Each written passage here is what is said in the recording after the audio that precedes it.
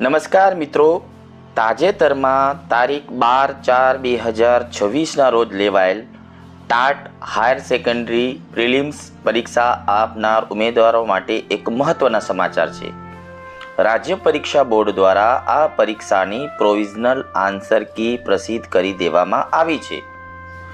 જો તમને કોઈ પ્રશ્ન અથવા કોઈ ઉત્તર સામે વાંધો હોય તો તમે ઓનલાઈન રજૂઆત કરી શકો છો. આજના આપણા આ વિડીયોમાં આપણે જોઈશું કે રજૂઆત કેવી રીતે કરવી અને કઈ બાબતોનું ખાસ ધ્યાન રાખવું. મહત્વની તારીખો અને લિંક નીચે મુજબ છે. અહીં આપ જોઈ શકો છો. આન્સર કી પ્રસિદ્ધ થવાની તારીખ 2/5/2026 છે અને રજૂઆતનો સમયગાળો જે છે એ તારીખ 4/5/2026 સાંજે 4 વાગે અને છેલ્લી તારીખ છે 10/5/2026 સાંજે 4 વાગ્યા સુધી. અને રજૂઆત કરવા માટેની વેબસાઇટ તમને દેખાઈ રહ્યું છે seb.aookly.com. ધ્યાન રાખજો મિત્રો, રજૂઆત માત્ર ઓનલાઈન જ સ્વીકારવામાં આવશે અને તે માટે તમારે 10મી મે 2026ના સાંજે 4 વાગ્યા પહેલા પ્રક્રિયા પૂર્ણ કરવાની રહેશે. હવે ધ્યાનમાં રાખવા જેવી મહત્વની બાબતો કઈ છે તેને સ્ટેપ બાય સ્ટેપ જોઈએ તો અહીં આપ જોઈ શકો છો.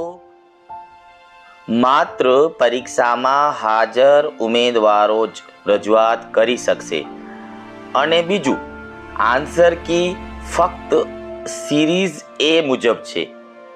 અહીં સિરીઝ એ નો પ્રશ્ન નંબર જ તમે દર્શાવો. જો તમારી પાસે બીજી સિરીઝ હોય તો સિરીઝ એનું પ્રશ્નપત્ર જે અહીં વેબસાઇટ આપેલી છે www.sebexam.org પરથી તમે ડાઉનલોડ કરી શકશો અથવા ડાઉનલોડ તમે કરી લેવું. પછી એકથી વધુ પ્રશ્નો હોય તો દરેક માટે અલગ અલગ રજૂઆત કરવી. અને આધાર તરીકે ફક્ત સરકારી પ્રકાશિત પુસ્તકો, જે વાંધા માટે તમે આધાર તરીકે તમે શું આપી શકશો? સરકારી પુસ્તકો.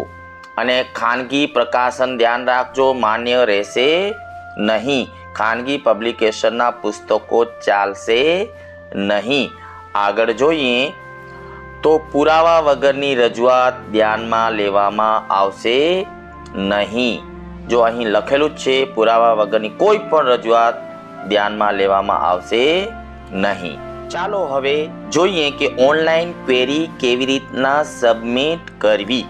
તો અહીં પહેલો સ્ટેપ છે, તમે જોઈ શકો છો.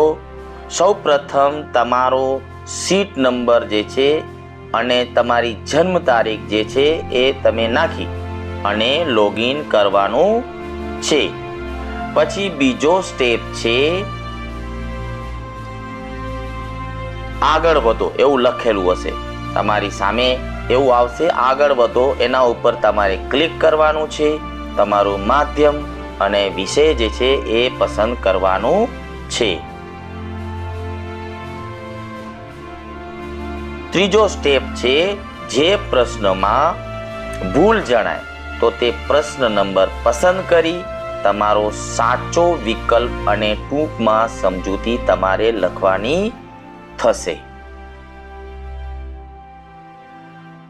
સ્ટેપ નંબર 4 છે, ખાસ કરીને જે પુસ્તકનો તમે આધાર આપો છો તેનું નામ, તેનું પ્રકાશક, તેમની આવૃત્તિ અને પેજ નંબરની વિગતો ભરવાની રહેશે.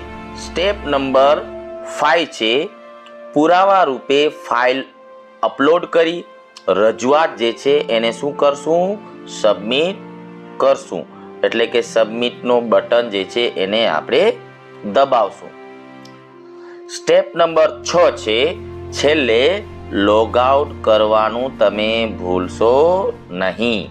તો મિત્રો, સમય મર્યાદાનું ધ્યાન રાખી વહેલી તકે તમારી રજૂઆત સબમિટ કરી દેજો. જો તમને આ માહિતી ઉપયોગી લાગી હોય તો વિડીયોને લાઈક કરજો અને તમારા મિત્રો સાથે શેર કરજો કે જેમણે ટાટ હાયર સેકન્ડરીની પરીક્ષા આપી છે.